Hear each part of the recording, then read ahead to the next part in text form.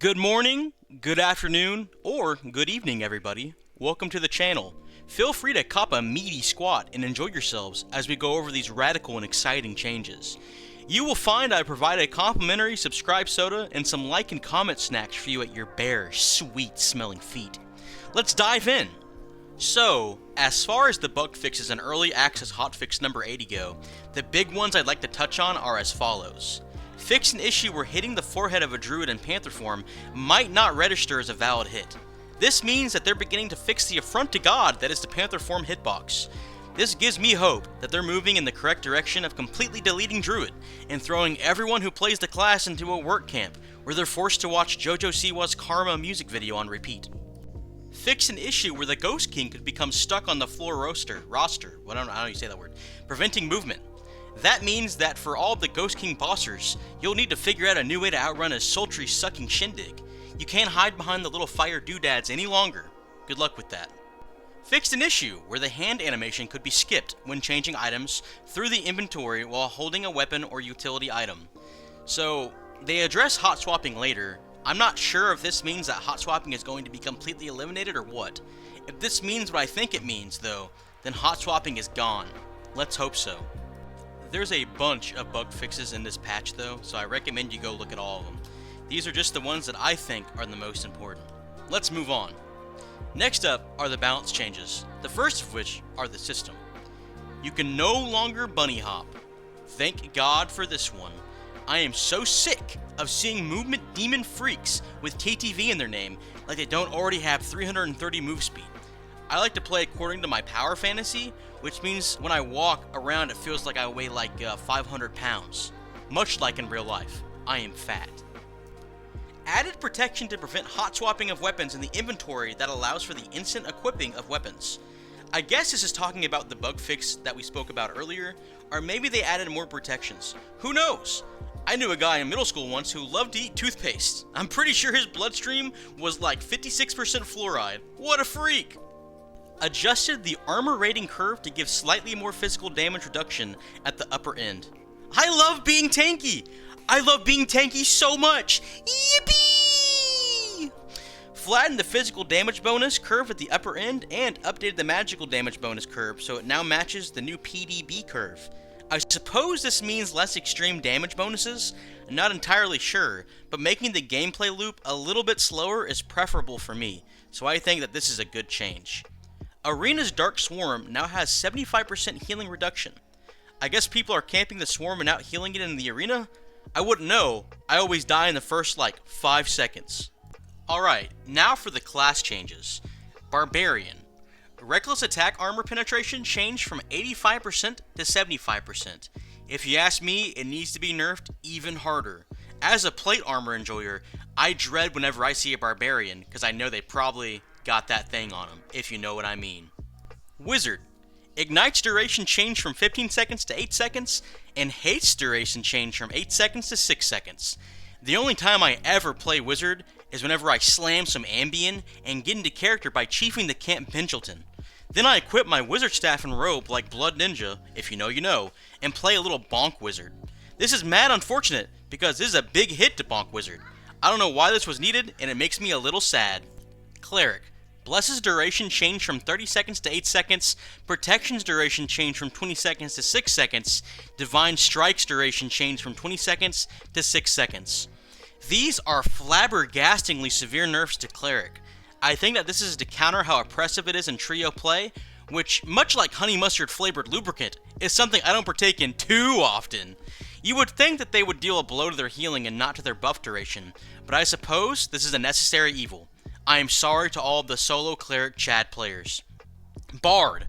Accelerando's duration changed from 8 seconds to 6 seconds.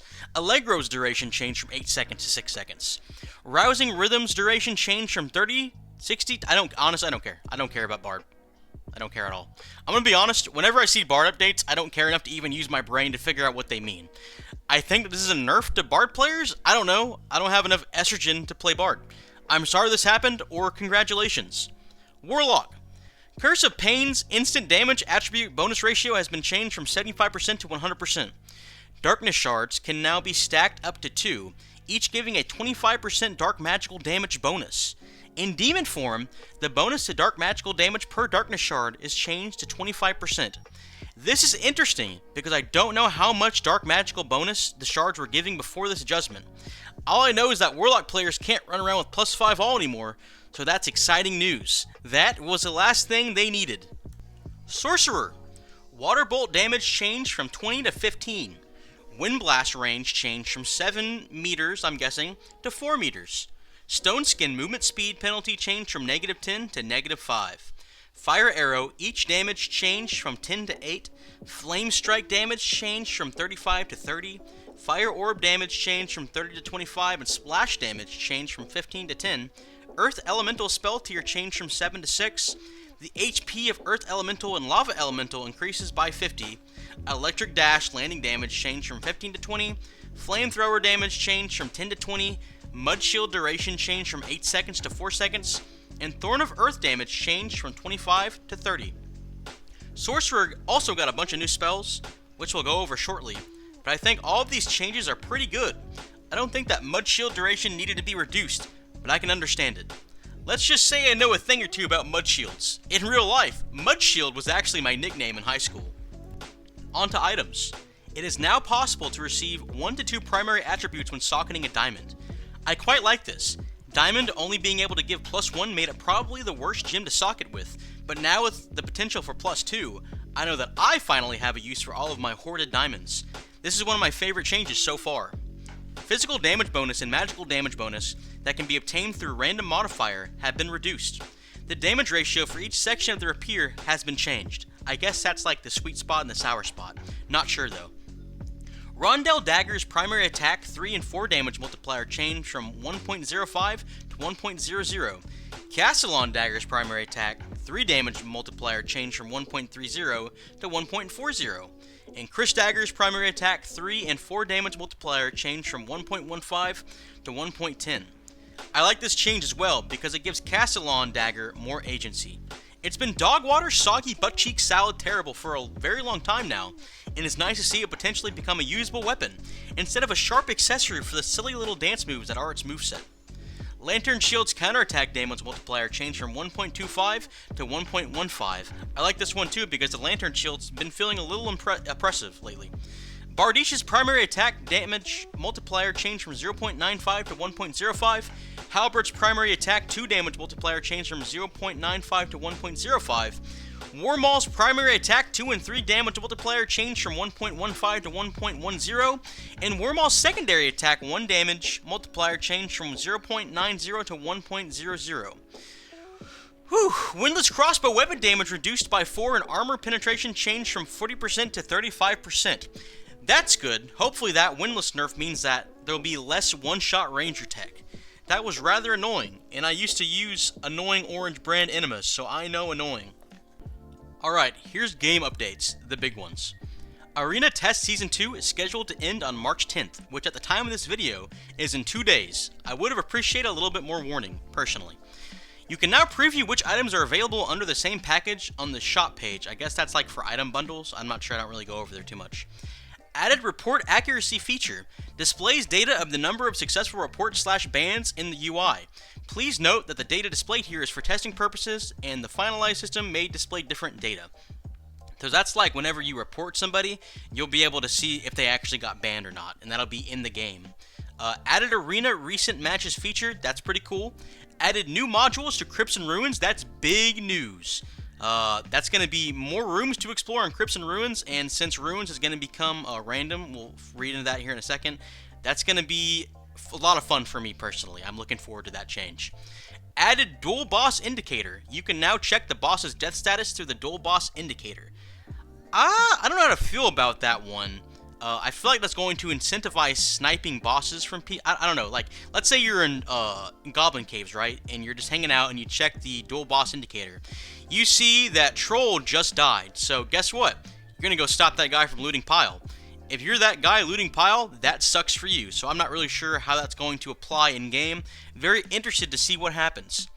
Added a new Druid spell, Orb of Nature. Yes, because that's what we needed for Druid. More spells. Hell yeah.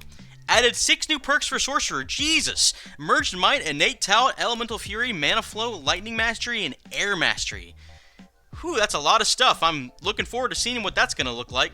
Added 4 new spells for Sorcerer: Aqua Prison, Frost Breath, Plasma Blast, Frost Lightning. It looks like for sure Frost Lightning is going to be a combined dual spell. Improved the visibility of players affected by Cleric's Divine Strike buff, which previously obstructed too much of the screen. That's whatever. Improved the Lich's summoning animation by displaying an intuitive red shield to indicate the invincibility state. Improved excessively dark areas in the dungeon overall. Hopefully that means that things will be a little brighter and not so dark and darker. LMFAO. Improved the background of the Goblin Cave rope exit. Improved some props in the dungeon that were obstructing gameplay or needed visual improvements. Here's the big ones.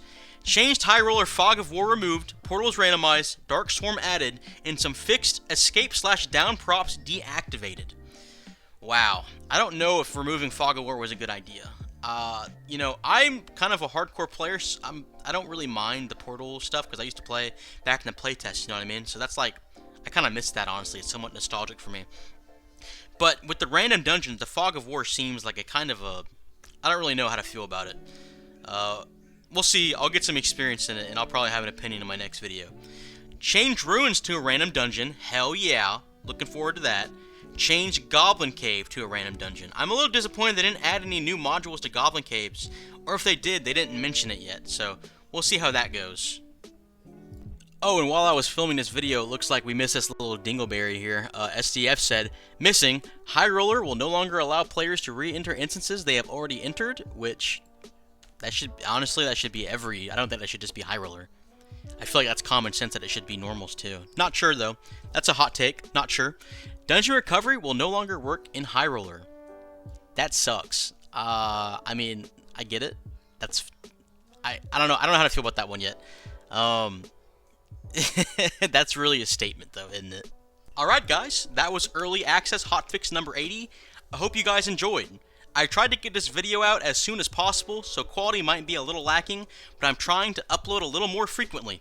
I have a banger of a video on the way, which will probably be here next week, so if you like hearing me listen to myself talk, then I recommend you give me a sweet, cute little subscribe. Thanks guys, talk to you later, toodaloo!